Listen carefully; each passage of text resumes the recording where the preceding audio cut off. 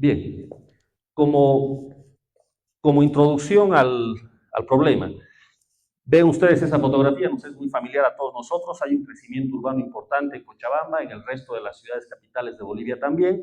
¿Cuál es el problema relacionado con esto? Cada vez más requerimiento de edificios, los cuales son cada vez más altos, y en la medida en la que los edificios se hacen más altos, pues se requiere tomar en cuenta cargas laterales, viento y sismo.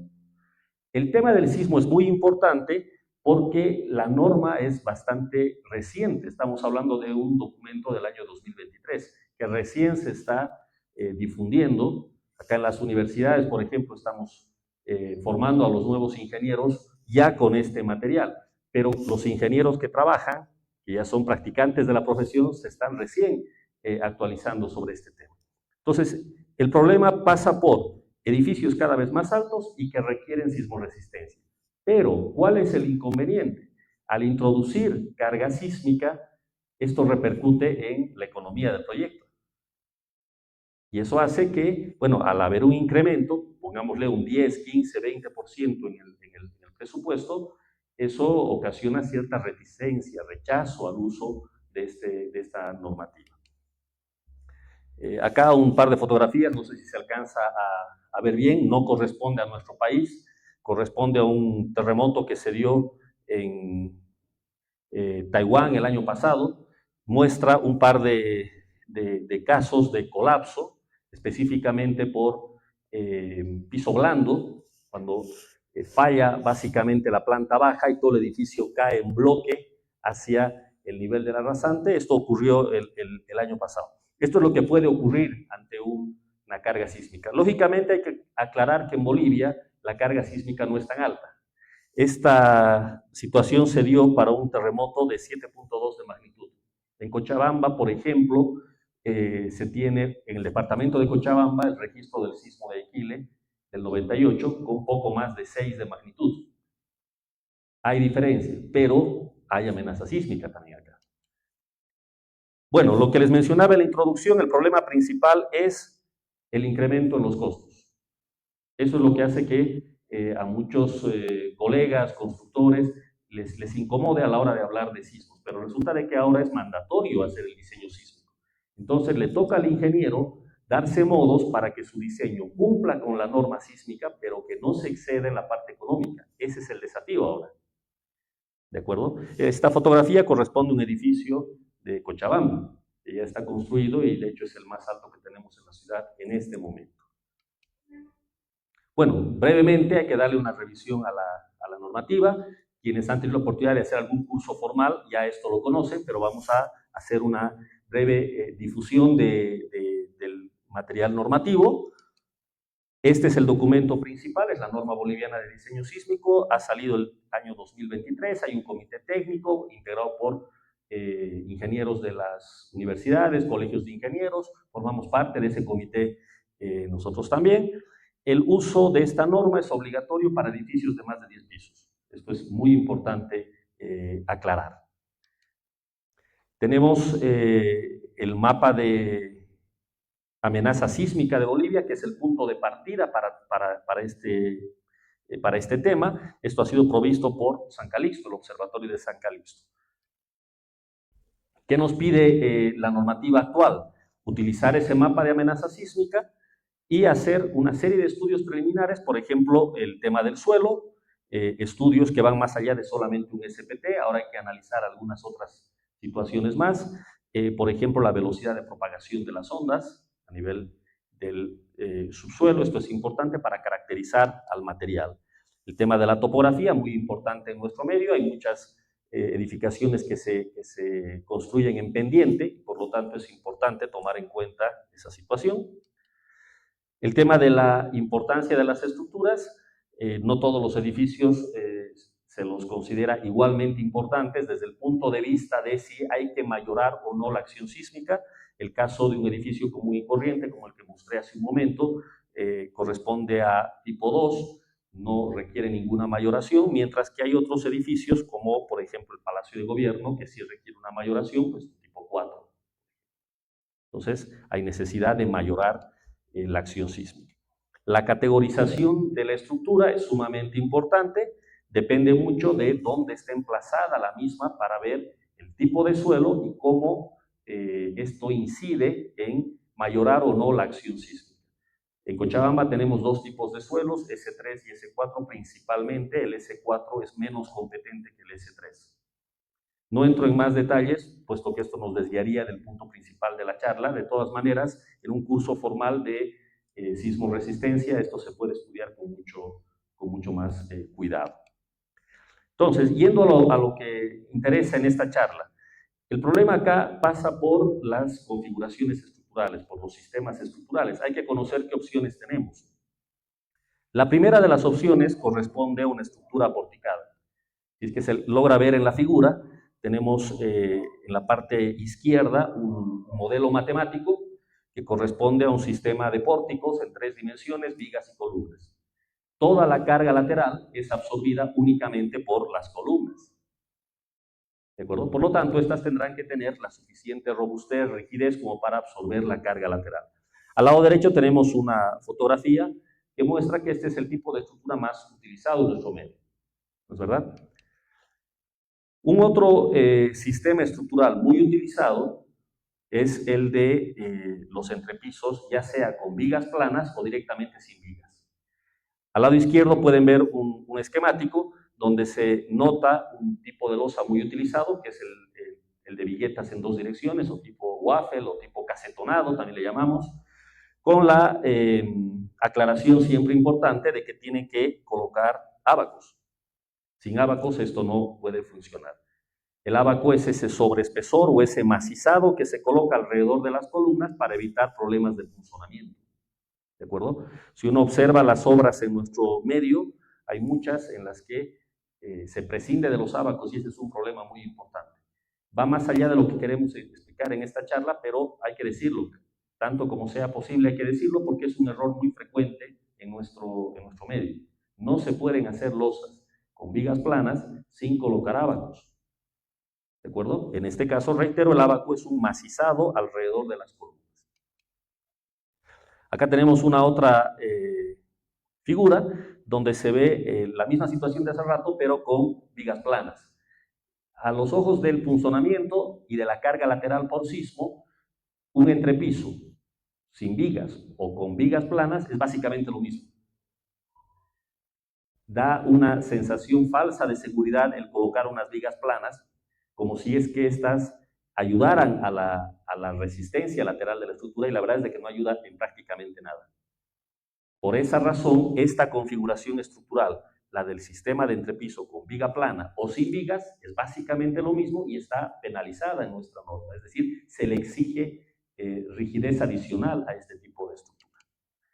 Bueno, finalmente los sistemas que traen muros, esto es lo que se recomienda utilizar. Tenemos dos opciones, el sistema dual en la que se combina pórtico y muro, o directamente el sistema de muros, donde se coloca un núcleo de hormigón compuesto por muros estructurales que absorben toda la carga lateral. Y el resto de columnas y pórticos tiene un papel secundario para la carga lateral. Lógicamente, este tipo de configuración es más cara. ¿De acuerdo? Ahí pueden ver una fotografía donde claramente se distingue el muro en la fachada exterior de la estructura. Bueno, muy rápidamente, hay unos factores que inciden en el diseño. El factor de modificación de respuesta R, que nos permite hacer un diseño elástico y luego considerar la incursión en el rango inelástico de manera indirecta. Eso es algo muy importante, porque no es necesario que un ingeniero sepa hacer un análisis no lineal. Puede hacer un análisis lineal y con un factor de modificación, que es el R, pasar de un diseño o de un análisis lineal a un no lineal. ¿Por qué tiene que ser no lineal? Porque la estructura, cuando llegue el sismo, irremediablemente va a entrar en el rango no lineal. Irremediablemente. Entonces, debería de hacerse un análisis no lineal. Pero reitero, aquí entre comillas, el truco consiste en hacer el análisis elástico y luego, por medio de un coeficiente que la norma llama R, de modificación de respuesta, pasar al comportamiento inelástico. El otro factor importante es el CD, que mayora los desplazamientos, porque hay que tomar en cuenta justamente desplazamientos en el rango inelástico. No entro en mucho detalle, reitero, esto en un curso formal se puede estudiar, pero dejo acá las referencias. La norma boliviana utiliza exactamente este criterio, el cual ha sido extraído del ASCE 722. Ustedes pueden encontrar en la referencia que dejo allí el material o la referencia primaria de donde se han sacado estas ideas. Pero todo se resume en hacer un diseño elástico, pero que tome en cuenta la incursión de la estructura en el rango inelástico por medio de estos factores de modificación. Yendo a lo que nos interesa principalmente en esta charla, esta tabla es fundamental, es la tabla 8 de la norma, recoge los 3 factores que he mencionado hace un momento, el R, que nos permite pasar, reitero, del espectro elástico al inelástico, el CD, que nos permite mayorar los desplazamientos, y delta, ustedes pueden ver el delta que está en la última columna, es la deriva límite. Este es el problema principal a la hora de hacer estos diseños, es decir, hacer cumplir a esta restricción. La deriva, para quienes no han hecho un curso formal de sismoresistencia, es una medida de cuánto se desplaza lateralmente la estructura. Cuanto más se desplaza lateralmente, mayor riesgo de colapso. Por eso hay que controlar ese desplazamiento. No es por una cuestión de servicio o de confort, sino por una cuestión de colapso, de prevención de colapso. Entonces, se espera que la estructura sea lo suficientemente rígida como para que las derivas estén dentro de lo permitido. Esa columna, la del delta, en la tabla 8 de nuestra norma, restringe la deriva. Por ejemplo, para el primer caso, un sistema de pórticos, solamente columnas y vigas, cuando es detallado de manera especial, tiene una deriva límite de 12 por 1000. 12 por 1000. Esa deriva es de las menos exigentes que tenemos en la norma, puesto que hay otras mucho más bajas, como 9 por 1000, 7 por 1000, etc. Entonces, el desafío para quien está diseñando es configurar la estructura de modo que cumpla a las derivas. Acá yo voy pasando los distintos valores de la tabla 8, ahora estoy en el caso del sistema de entrepiso con vigas planas, y ahora en el caso de sistemas duales. Para todos los casos, tenemos una limitante en cuanto a deriva. Y esta es la gráfica que seguramente le causa más de un dolor de cabeza al ingeniero cuando hace un diseño sísmico o al estudiante de ingeniería cuando está cursando una materia de sismoresistencia. ¿Por qué? Porque en este gráfico uno puede ver si su diseño cumple o no cumple a derivas. La línea negra que pueden ver, la vertical, es el límite que proviene de la norma. Por ejemplo, en este caso es alrededor de 9 por 1000. Y las curvas que pueden ver allá en color azul y en color rojo representan la deriva. En este caso, la azul es la deriva elástica y la roja es la inelástica. ¿Con qué se controla? Con la inelástica. Entonces, básicamente de lo que trata el trabajo es de hacer que esa curva roja quede antes de la línea negra que marca el límite. Ese es el problema. Puede parecer muy simple, pero cuando uno ya está haciendo el modelado, resulta que tiene que hacer una y otra prueba hasta que esto funcione. Mientras no hace cumplir a derivas, su trabajo está incompleto, de hecho no está en norma.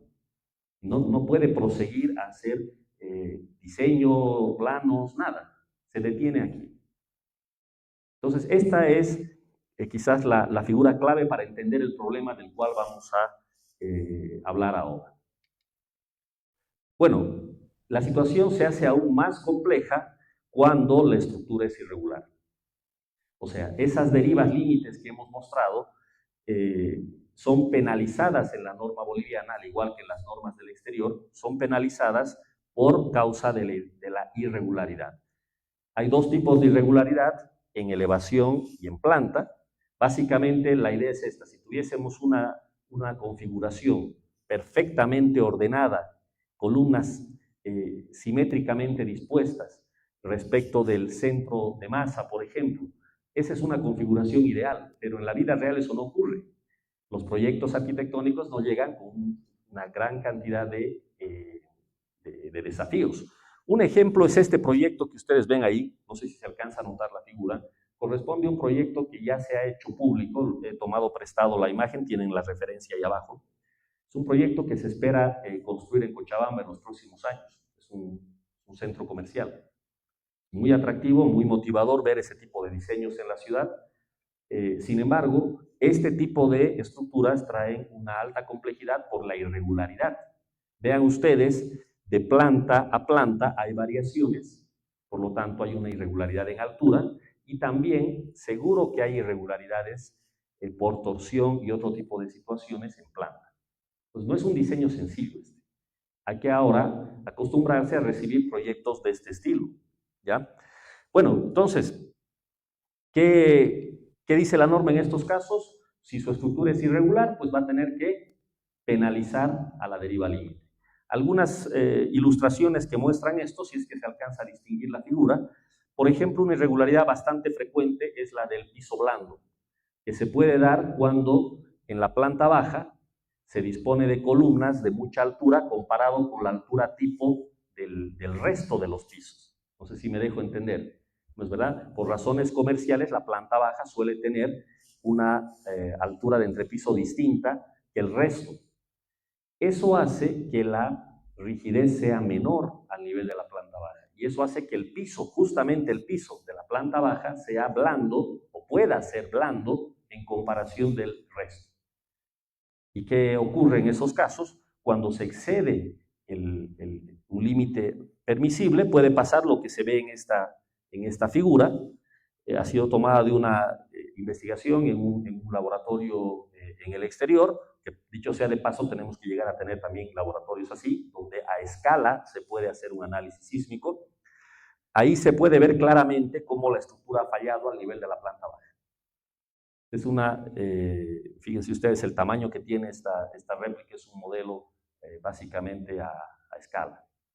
¿De acuerdo? Bueno, ese es el problema del piso blando, problema de rigidez. Otro tipo de problemas, básicamente cambios en elevación, cuando la planta cambia demasiado de piso a piso, eso genera irregularidades y eso se penaliza. O cuando tenemos masas, como se puede ver en la parte inferior de esa figura, mucha masa en algún piso. Ejemplo, al arquitecto se le ocurrió disponer el piso 6 para el gimnasio. El piso 6 está justo a la mitad del edificio. Ese piso tiene una masa muy diferente al resto y puede generar una irregularidad por masa. ¿De acuerdo? Todas estas irregularidades están contempladas en la norma y son penalizadas. En algunos casos el ingeniero puede solucionar el problema y en otras no, o sea, hay que lidiar con la irregularidad, no queda otra. Acá tengo otro gráfico para irregularidad. Este tiene que ver con torsión. Si se logra entender la ilustración, ahí se tiene el edificio intacto, pero cuando llega la carga sísmica, este se torsiona, ¿no es verdad? Y eso ocurre porque hay un centro de rigidez que está muy separado del centro de masa. En la parte inferior se ven unos esquemáticos, no sé si logran ustedes distinguir por los colores. Por ejemplo, en la estructura de la izquierda, que tiene un cuadrado verde, ese representa al sitio en donde está la caja del ascensor, el muro de corte. Toda la estructura tiende a torsionarse respecto de ese centro. Y de manera global, la estructura siente un problema de torsión, una torsión excesiva. Lo mismo ocurre con los otros ejemplos. Fíjense el de la derecha, que está en color azul. Se ha dispuesto unos muros en forma de L en el borde de la estructura. Entonces, toda la estructura tiende a rotar respecto de esos muros. Ese tipo de situaciones complica el diseño porque nos genera una torsión adicional. A la hora de diseñar al corte, pues hay más problemas que cumplir. Entonces, la norma lo que hace es penalizar eso. Trate de no hacer eso, es lo que nos pide el reglamento nuestro, al igual que el de otros países. Finalmente, acá una figura para mostrar una irregularidad en planta bastante conocida, que es el de los sistemas no paralelos. Acá coloco una fotografía que es icónica, un edificio que es icónico, tiene una forma de plancha, ¿sí? El Flatiron en Nueva York. Lo han construido así porque el lote venía así, el terreno venía así. Es la conjunción de dos avenidas básicamente y no había más posibilidad. Esto genera que los pórticos no sean paralelos entre sí. Y ese es otro problema. ¿De acuerdo? Ese tipo de irregularidades son las que se tienen que evitar. Pero imagínense, si le llega el proyecto de esta manera, porque el terreno es así, no hay nada que el ingeniero pueda hacer. O sea, tiene que lidiar con esta irregularidad. Este tipo de situación se ve muy a menudo en nuestro medio también, porque los terrenos tienen la forma que tienen. No hay nada más que se pueda hacer.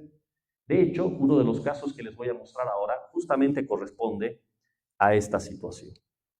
Bueno, voy a mostrar brevemente un par de casos para tratar de ahondar en las ideas que acabo de compartir.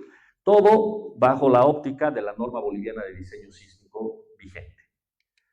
Entonces, el primero de los casos corresponde a un edificio bastante común, vamos a decir, en nuestro medio local. Este es un edificio de unos 14 pisos, es rectangular en cuanto a su planta, ¿sí?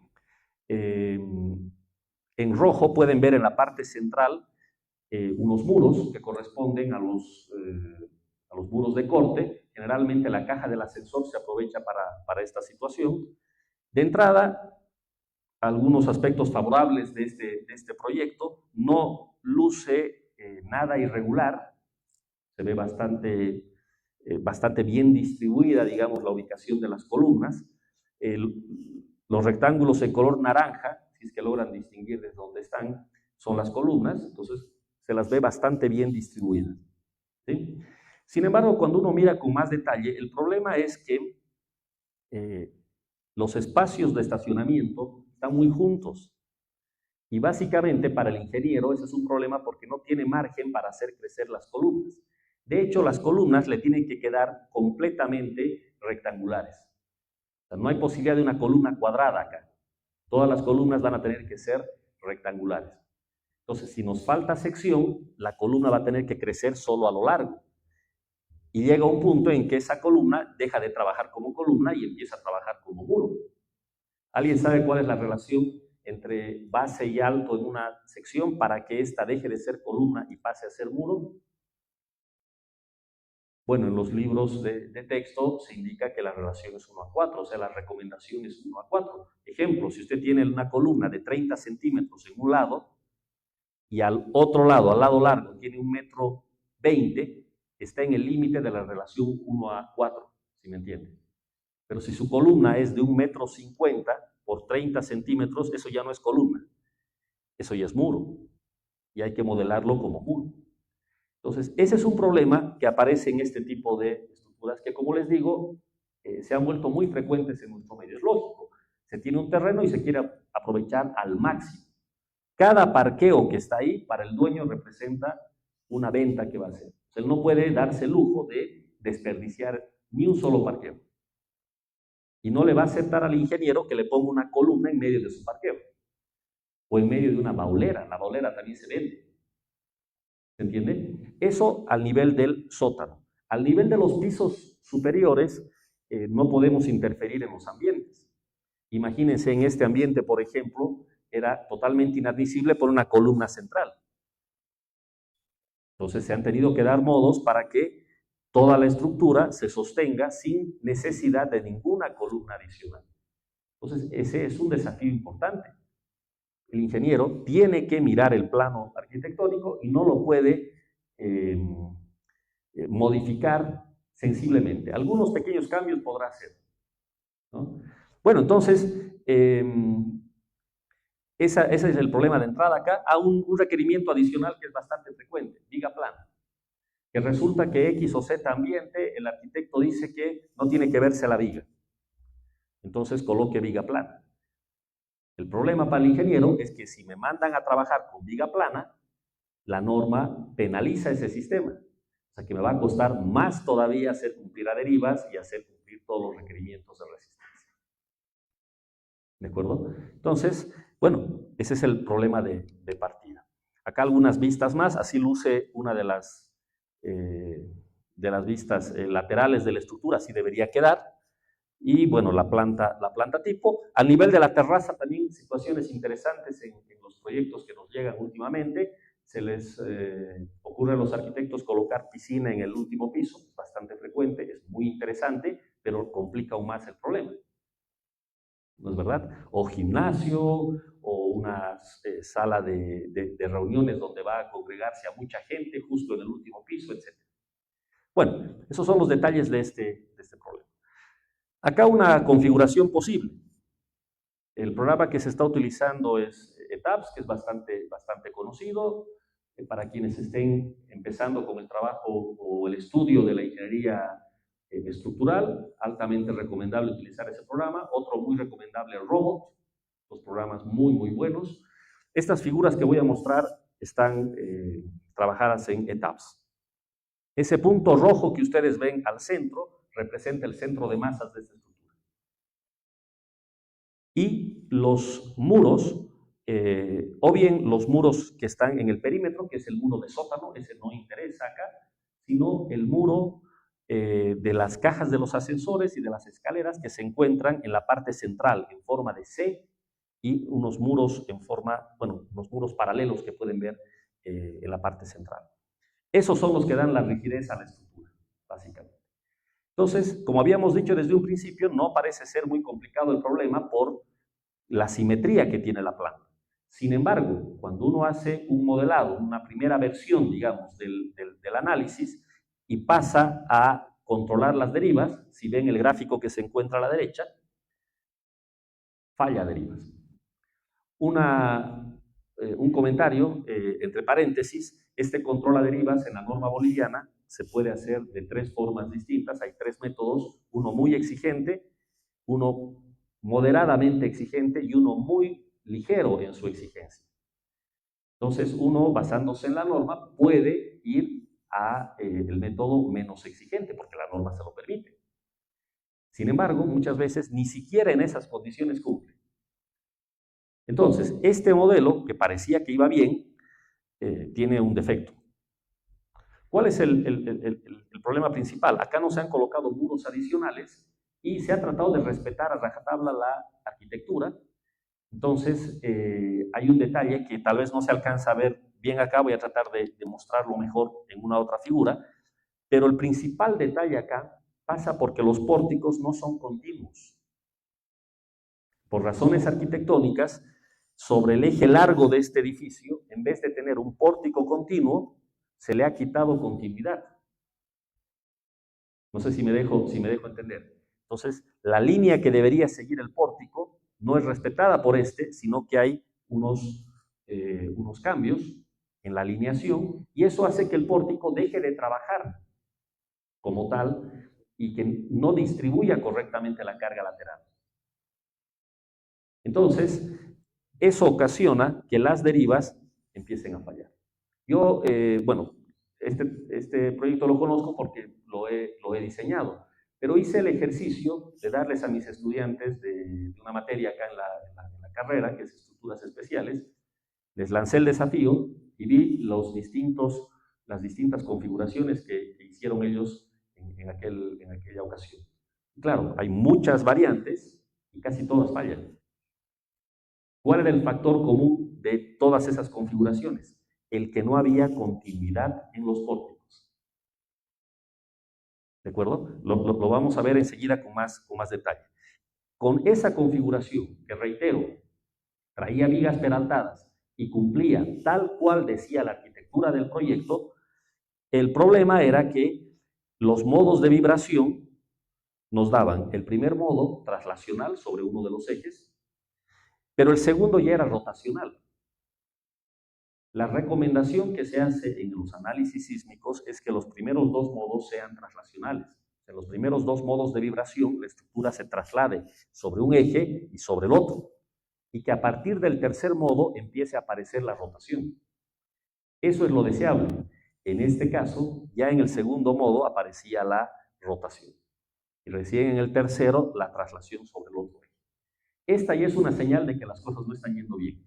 Entonces, si vamos al gráfico anterior, en este modelo falla deriva, y falla a la recomendación de que los primeros modos sean traslacionales y recién a partir del siguiente entre la rotación. ¿Sí? Nuevamente, me disculpo con quienes no han hecho un curso de sismoresistencia todavía, estoy utilizando tal vez una terminología un poquito o muy técnica, ¿sí? Pero simplemente entiéndame que cuando la estructura está sometida a una carga sísmica, la respuesta de la estructura es bastante compleja y no hay una manera eficiente de estudiar esa respuesta con un solo análisis. Lo que se suele hacer es descomponer la respuesta en varias respuestas independientes entre sí. Cada respuesta independiente se llama un modo de vibración. Entonces lo que tenemos acá son distintos modos de vibración. En la realidad la estructura no se va a comportar como ninguno de estos tres, sino como una combinación de estos modos. Solo hay una respuesta en la realidad, pero en mi análisis hay varios modos de vibración, varias formas en las que vibra la estructura. Bueno, entonces, ¿qué se tiene que controlar? Que éstas sean principalmente traslacionales y no rotacionales.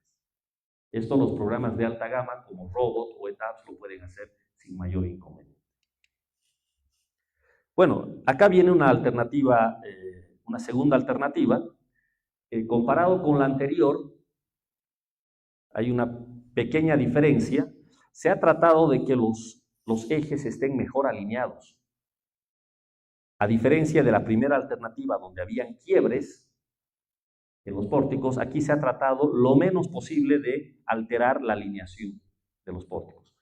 Me estoy refiriendo a los pórticos que corren en el sentido horizontal en esta figura, que es el pórtico principal. ¿De acuerdo? ¿Qué sería lo ideal? Que estos pórticos no tengan ninguna discontinuidad, pero no se puede. En este proyecto era imposible hacer eso. Entonces, ¿cómo lidiar con esa discontinuidad? Si es que se alcanza a notar, en el tercer eje horizontal, partiendo de arriba hacia abajo, lo que se ha hecho ha sido colocar un pequeño muro que vincula a los pórticos que están yendo paralelos, pero que no se conectan. No sé si se entiende lo que estoy queriendo decir. ¿Sí? Entonces se ha modelado como muro. En la realidad, cuando uno vaya a ver eso, va a aparecer una columna, simplemente. Pero se ha modelado como muro porque transfiere mejor los esfuerzos en este caso. Ese pequeño cambio hace que la deriva ahora cumpla. Parece muy irrelevante el cambio y sin embargo la respuesta estructural cambia notoriamente. Entonces ya aquí yo puedo empezar a sacar conclusiones sobre este tema. La configuración es lo más importante, no es solamente poner muros estructurales por doquier, sino pensar bien cómo se va a hacer la configuración. Y una recomendación es tratar de que los pórticos sean lo más continuo posible. ¿De acuerdo? Bueno, el experimento como les digo, lo hice de manera académica, vi muchas respuestas y la verdad es de que era una más ineficiente, digamos, que la otra, lógicamente, porque eran estudiantes, estaban aprendiendo y no les había dicho lo importante de inicio, que era que había que garantizar la continuidad. Y de entre todas las alternativas que presentaron, pues en todas habían fallas y muy notorias. ¿De acuerdo? Bueno, una vez que ya nos empieza a cumplir a las derivas, ya podemos pasar recién podemos pasar a la fase de diseño. Y empezamos a mirar los diagramas de momentos, los cortantes, etc.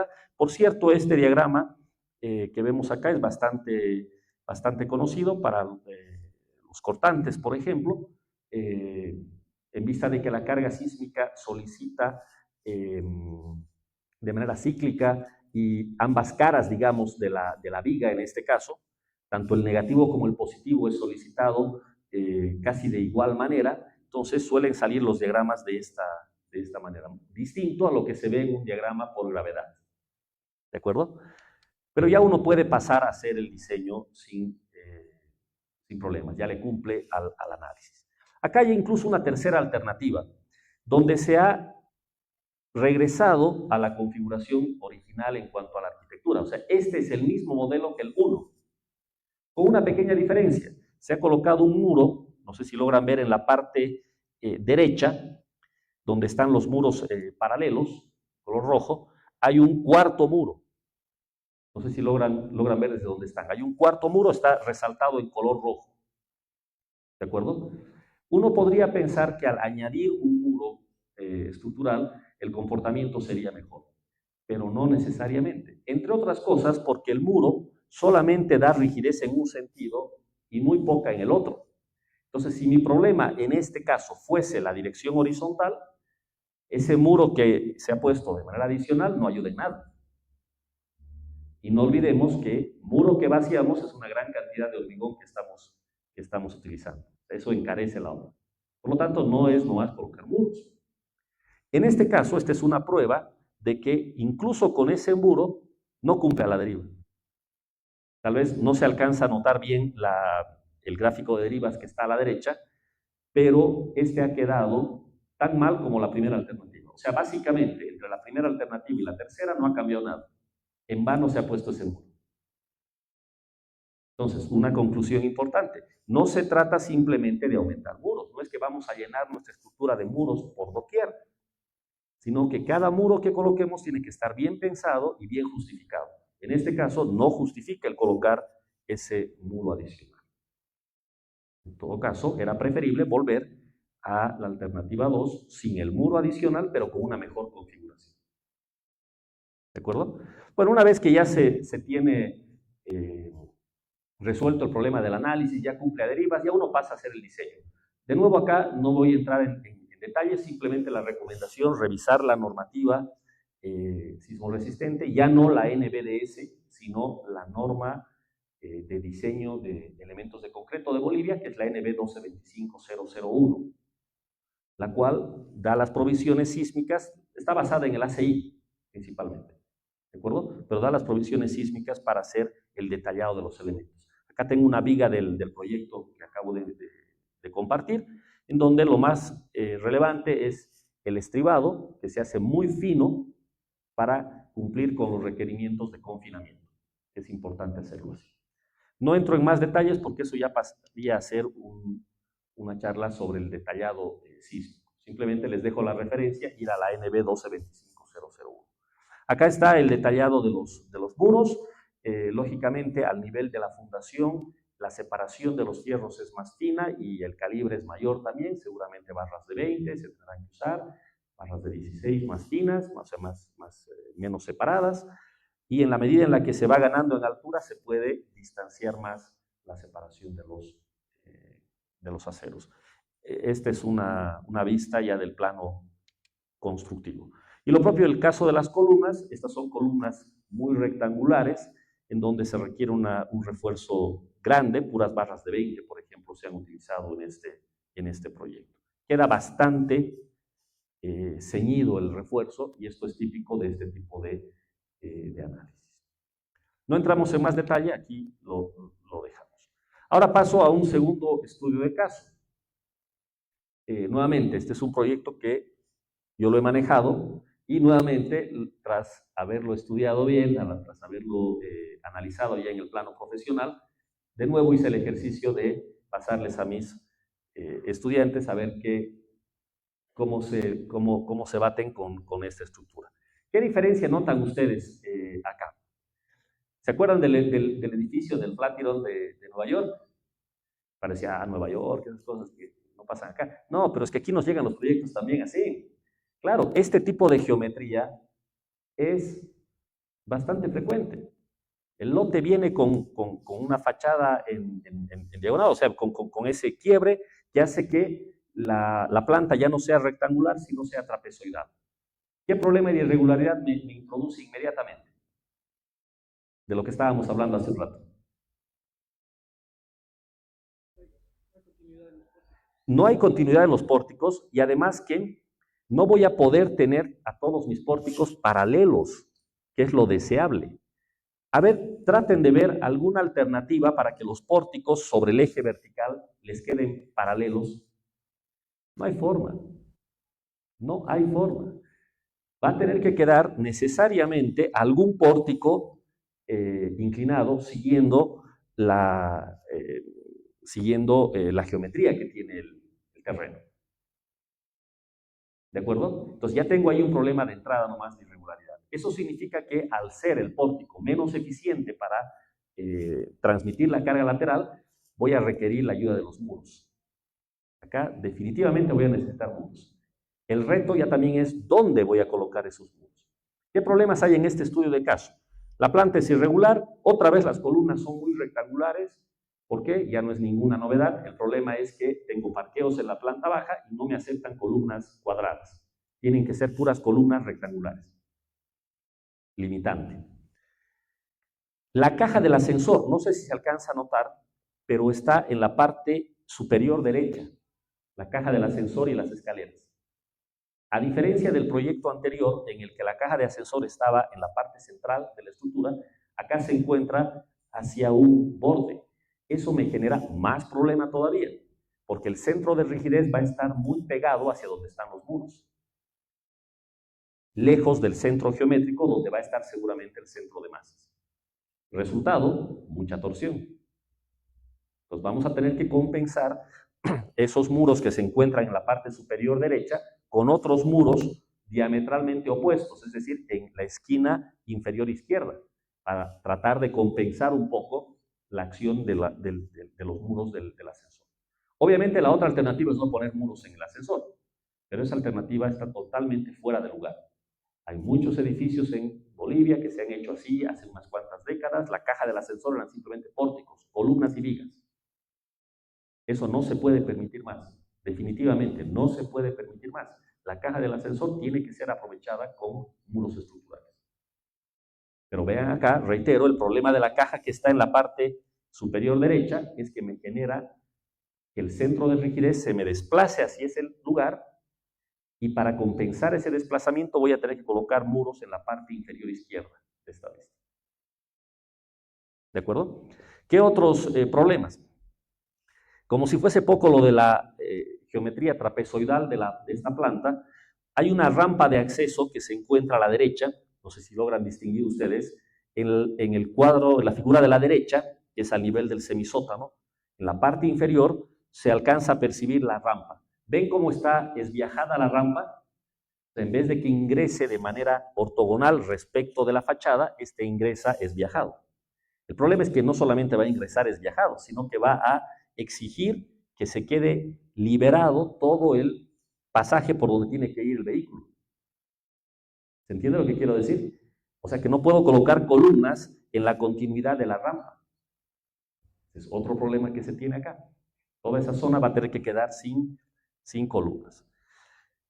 Finalmente, el tema del requerimiento de viga plana por viga esviajada. ¿Por qué hablo de vigas esviajadas? En vista de que no voy a poder cubrir toda la losa con vigas ortogonales entre sí, algunas van a tener que estar esviajadas. El problema de una viga esviajada es que si es peraltada se ve muy mal. No queda más que hacerla plana. O si es que se la va a hacer peraltada, colocar un cielo falso y taparla, pero con eso reduzco mi espacio útil del ambiente. ¿Se entiende? Entonces, ese es un problema adicional. Yo ya sé que si tengo viga plana, mi proyecto está penalizado, o sea, mi sismo está incrementado. Todos esos son los problemas de entrada. Entonces, acá tenemos una alternativa razonable para resolver este problema. Vean ustedes en el lado izquierdo la cantidad de muros en rojo, la cantidad de muros que se ha tenido que añadir. Cada muro implica una gran cantidad de hormigón.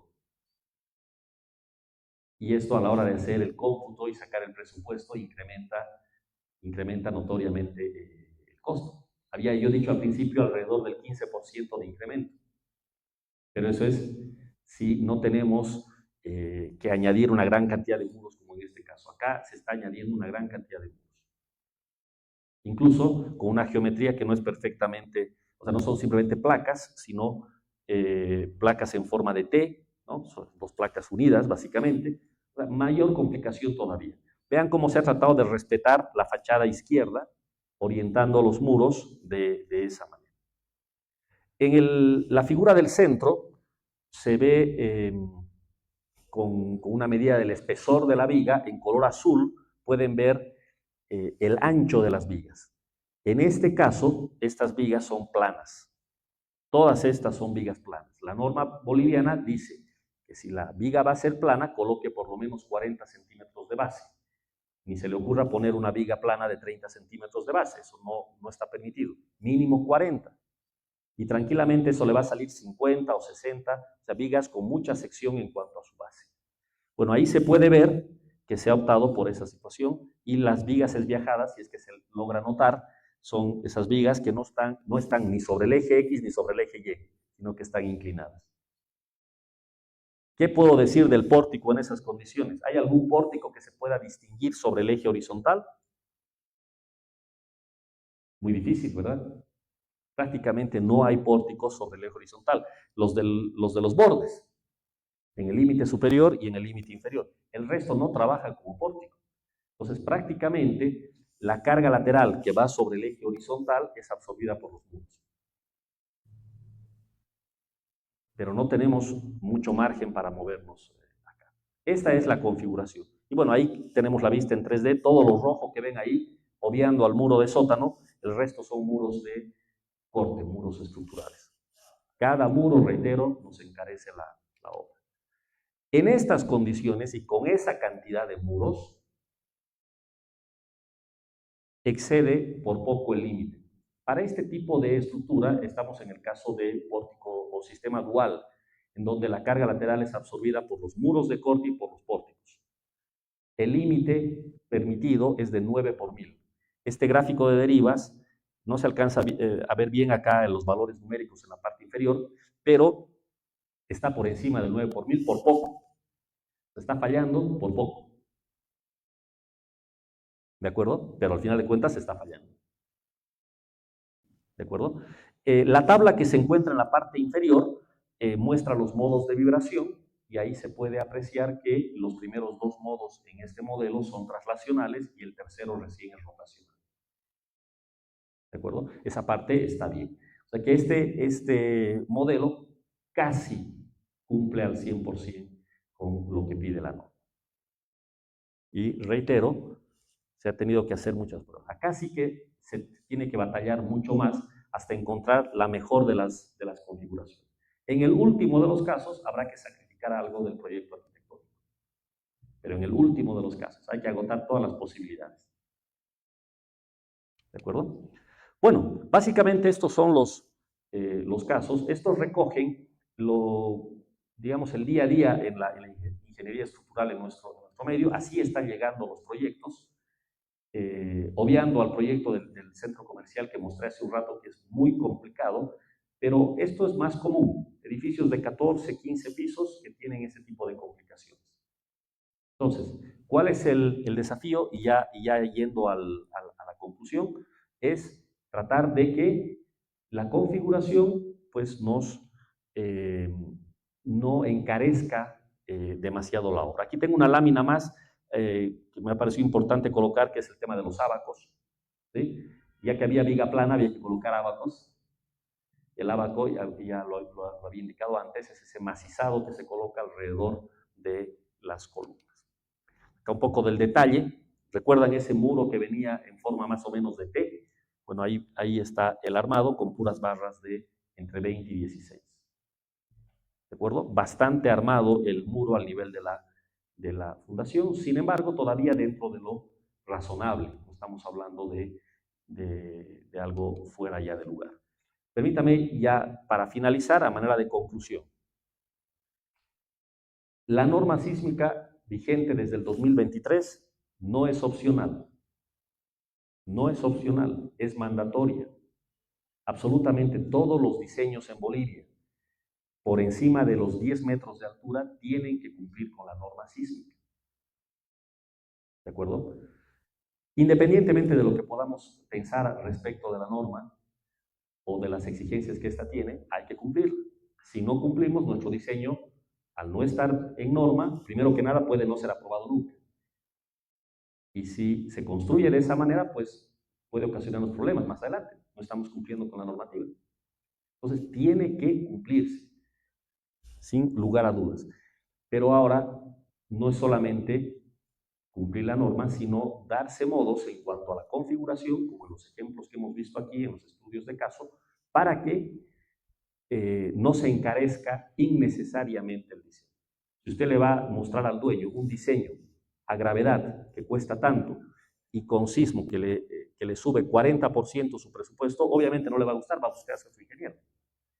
Entonces acá el desafío no es solamente hacer cumplir la norma, sino además optimizar, buscar la mejor configuración. Y ahí reside realmente el problema, en la configuración. Por favor, no llenen la planta de muros por doquier.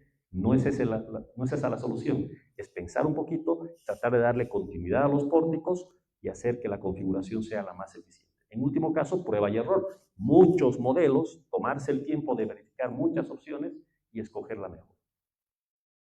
Esa sería la conclusión y bueno, básicamente ese es el tema que pretendía compartir con ustedes el día de hoy. Muchas gracias por su atención.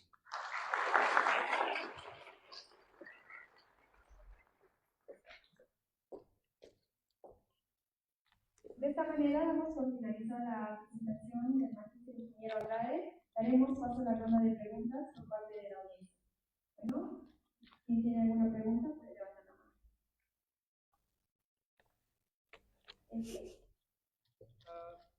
Ingeniero, para el tema del límite de las derivas, como hemos visto sobrepasado por justo lo que es.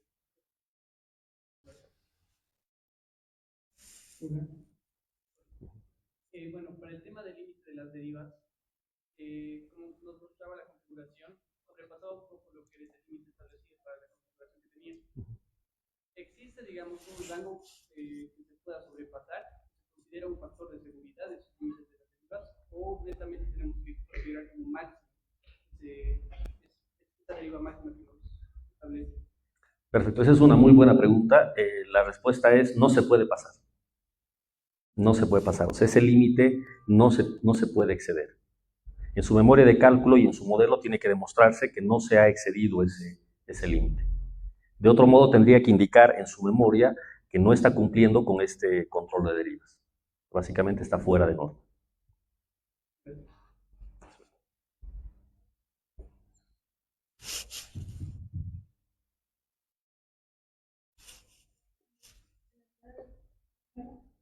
Buenas tardes.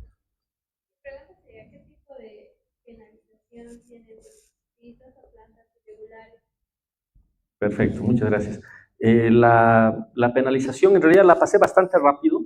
Está en la tabla de factores de irregularidad en la presentación, en la norma. En todo caso, tienen ustedes que remitirse a la norma.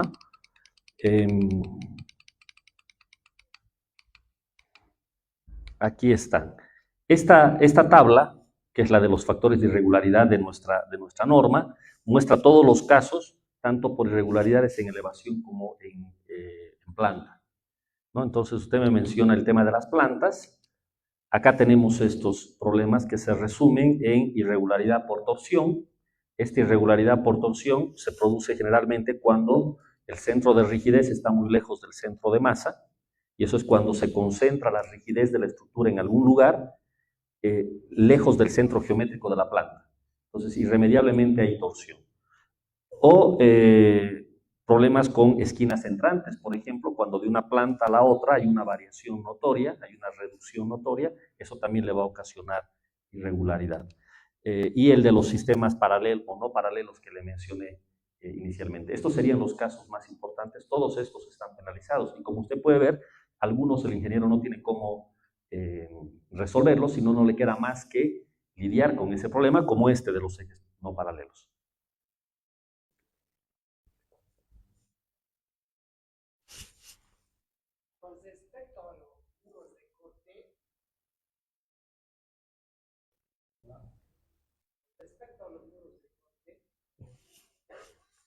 En algunos casos, ese solo lo ponen unas diagonales.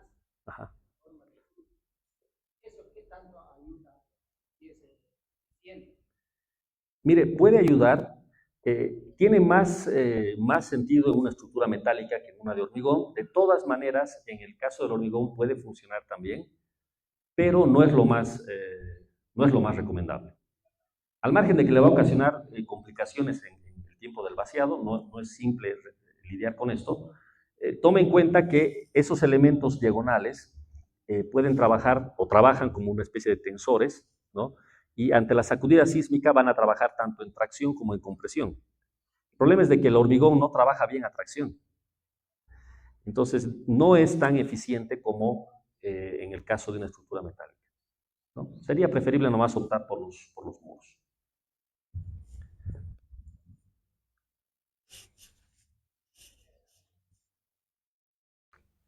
¿Qué alternativas se tendría que optar para, si digamos, tienes que lidiar con los factores de seguridad?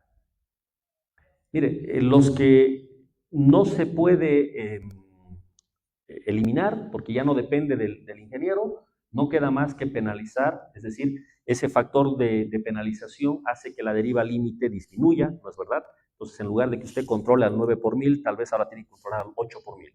No le queda más que compensar eso haciendo aún más rígida la estructura, ¿no? Y los otros problemas de irregularidad, esos que sí dependen del ingeniero, tiene que tratar de eliminarlos al máximo. ¿Qué cosas depende del ingeniero? ¿Dónde van los muros, por ejemplo? Si pone o no pone muros adicionales y de qué, con qué ubicación. Eso sí puede controlar y tiene que prestarle atención a eso. Sí. ¿Qué controles se debe realizar mientras debido al armado físico, que es mucho más unido que buscar? Ese es un tema importante también. Cuando uno va a rajatabla a mirar lo que dice la norma, dice que la separación máxima entre estribos, por ejemplo, sea tanto. Le puede salir 7 centímetros. Ahora usted vaya a la obra y trate de meter la vibradora con 7 centímetros de separación entre estribo y estribo. No va a poder. Entonces, ¿qué alternativas tiene? La recomendación sería, en vez de ir con estribos de 8 a cada 7 centímetros, ni modo, use estribos de 10, pero con una separación mayor. Generalmente con 10 centímetros de separación es razonable todavía en obra. Ahora, si no hay forma de lidiar con esto, porque tiene mucho refuerzo vertical, por ejemplo, en los muros o en las columnas, ya hay que optar por algunas alternativas tipo aditivos, trabajar con agregado más fino, utilizar algún aditivo, de manera de que pueda ser trabajable todavía su mezcla. Y eso obviamente le encarece más las cosas.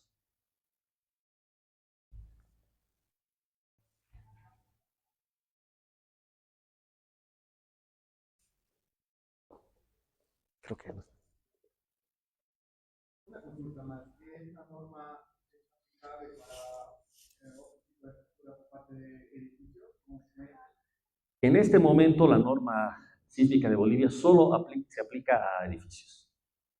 Pero el comité técnico que ha elaborado esta ya tiene planificado pasar a lo que son puentes y presas principalmente, ¿no? El tema normativo se va a ir completando, sin duda, en los siguientes años en el país. Pero por ahora solo edificios. Si usted tiene la necesidad de hacer un diseño sísmico de un muro, de una presa o de un puente, no le queda más en este momento que acudir a una norma del exterior.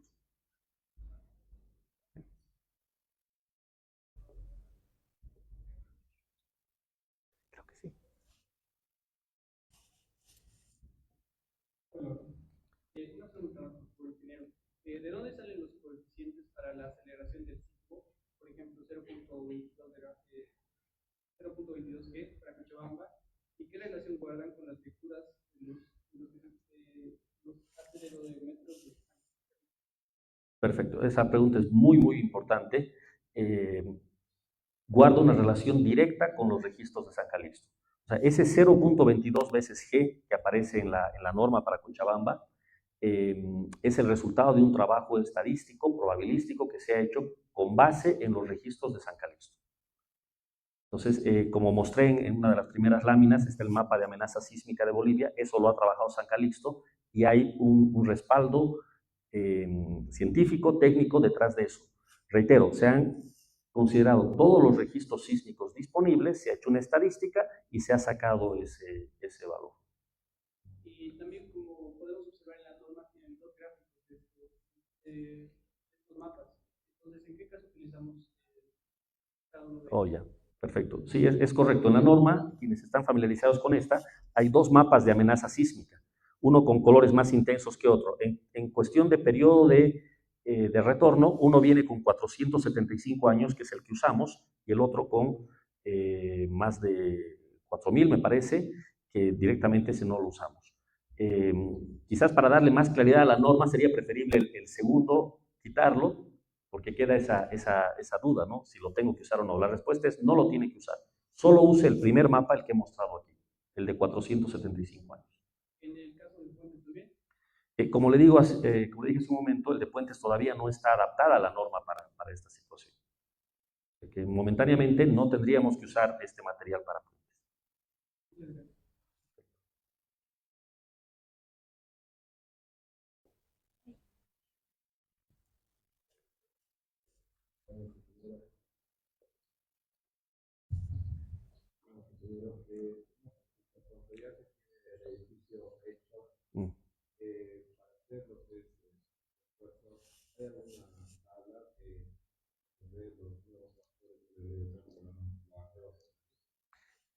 Muy importante también lo que usted menciona. El problema, si la norma es del 2023, la gran mayoría de los edificios construidos en Bolivia están fuera de esa norma, es lógico.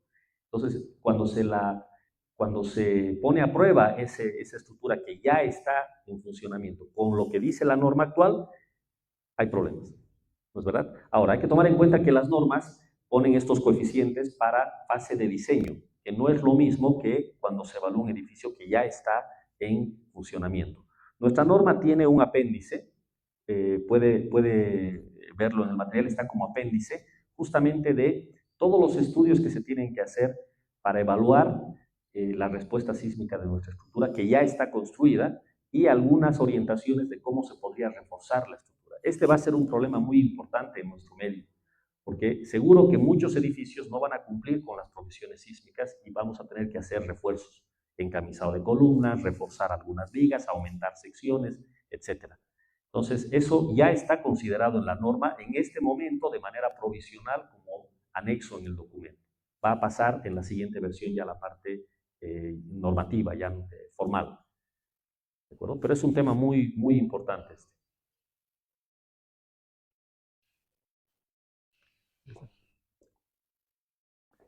Bueno, me parece que no hay más preguntas de mi parte, entonces muchas gracias por la invitación nuevamente y por la atención de cada uno de ustedes y por las buenas preguntas que han generado el día de hoy. Muy agradecido. Buenas tardes a todos.